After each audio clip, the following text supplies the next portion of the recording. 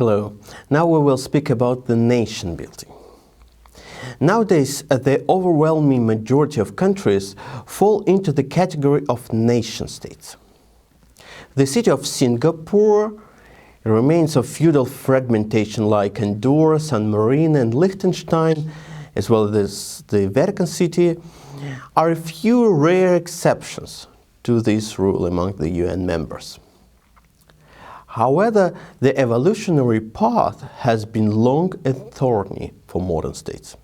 The idea that power is associated with the territory through the concept of a nation was not natural. In city-states, rulers exercised power over the immediate place of residence of its citizens with clearly materialized borders, say in the form of city walls. The structure was very stable. However, it was also extremely weak because it did not allow states to accumulate significant resources, for example, to wage wars or build wonders of the world. In another type, in ancient empires, that were the first structures to control territories outside of settlements, the principle of full, non-network spatial management was first introduced. Lands outside the city walls had to pay tribute to ancient empires. Ancient empires were instrumental in amassing huge resources in the center. But the system was very unstable. They needed to exercise constant control over the collection of tribute. And it turned out that control over the growing space demanded even more resources. This dual increase caused the empire to fall at some stage. Ancient empires are different from colonial empires and continental empires of the New Age, where center was not a city, but a metropolis, in turn nation-state. Another example, nomadic states also relied on tribute from their territories, but unlike empires, they did not have a permanent center. They were managed by the redeployed military headquarters. Finally, nation-states stem from a newly emerging common identity of a geographically isolated group, nation, and its self-determination through legitimizing state institution on its territory. There were three mechanisms of state building inside the nation-states: shaping a common identity, or building the we community, wehood. This is number one. External orientalism, or shaping community of others, that are called ushood community. This is number two. And shaping internal others community, or internal orientalism. This is number three. The common identity is the internal basis for statehood, while external security threats, or rather the relevant discourse, constitute the external basis. They create the image of them, and it's by opposing to them that the nation is built. In addition to political borders, a new entity needs identity boundaries, which arise through awareness of outer danger. In addition, security threats mobilize the population, thereby significantly accelerating internal legitimization. However, almost any state turns out to be heterogeneous and unevenly developed. For example, both in Italy and in the US, the industrial North will be opposed to the agricultural South. The East-West divide is visible in Germany and Ukraine. In France and England, the areas close to the capital will be better developed than those in the outskirts with lag behind. Such cleavages, lines, can be traced not only in the economy, but also in culture, politics, and other realms. Persistent antagonism in center-periphery relations in every country points to a possible third mechanism of state building: internal Orientalism. Interregional differentiation establishes and maintains internal mental borders between the state center and the periphery.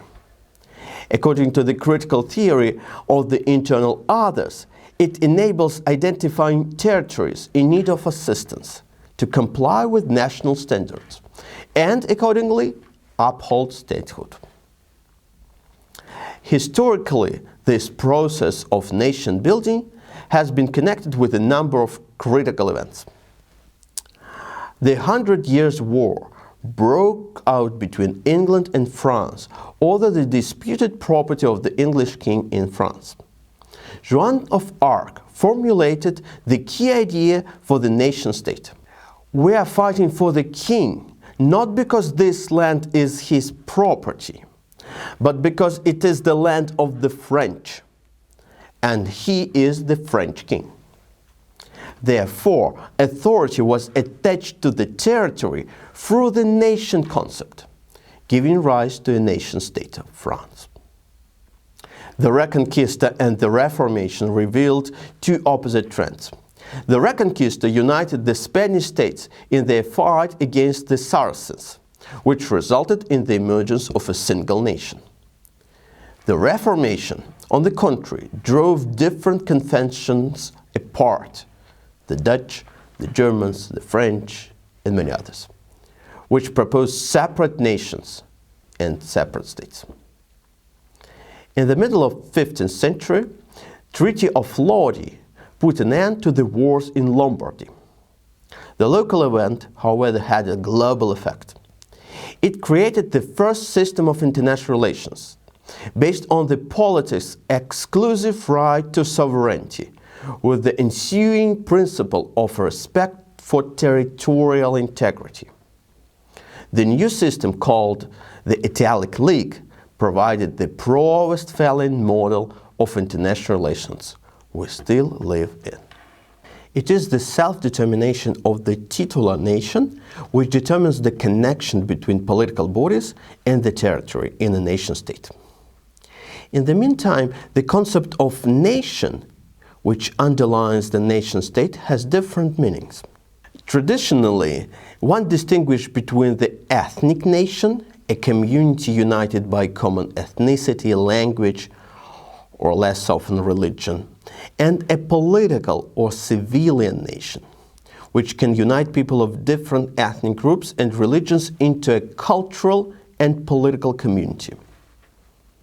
In some cases, the ethnic and political nations are almost identical, like in Japan or in Iceland.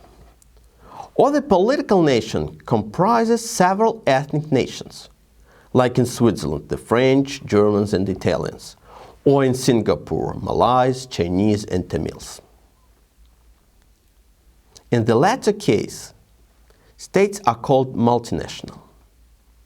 There are different types of nation-states, including states comprising several nations, multinational states, or nations living in several states, divided nations. Some nations are deprived of statehood.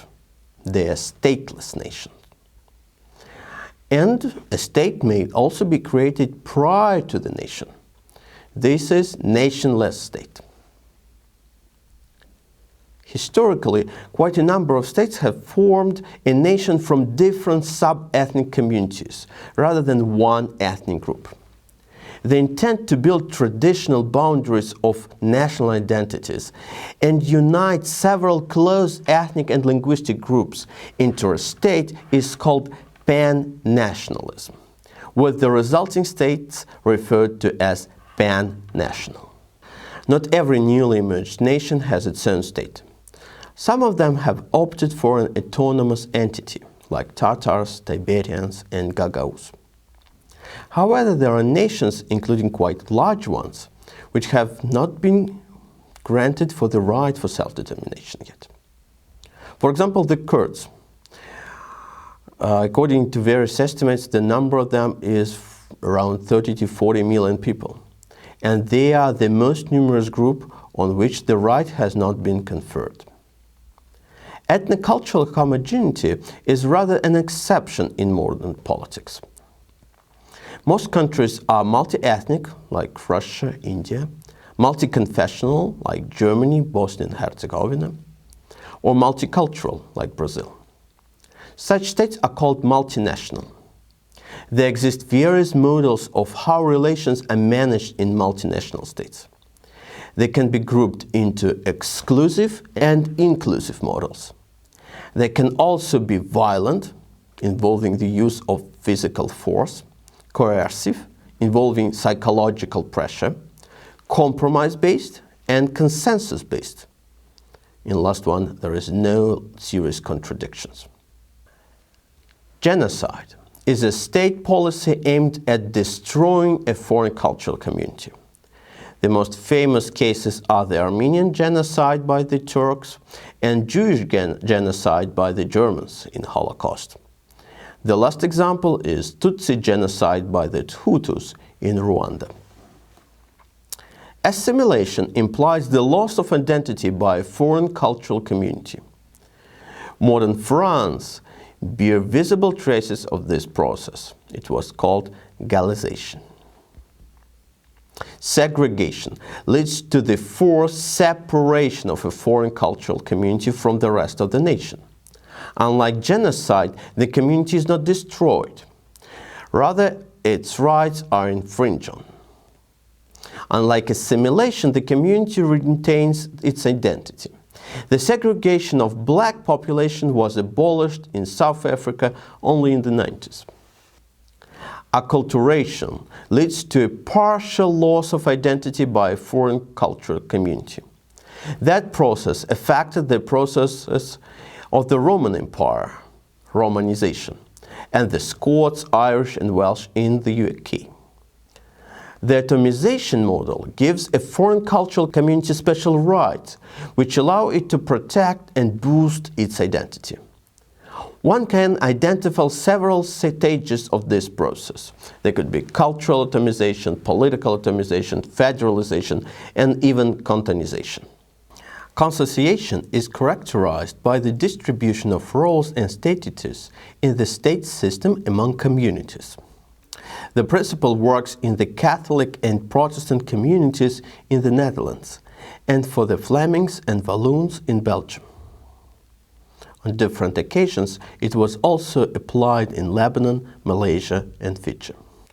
Multiculturalism is a conception justifying the need to preserve and encourage cultural diversity in a country.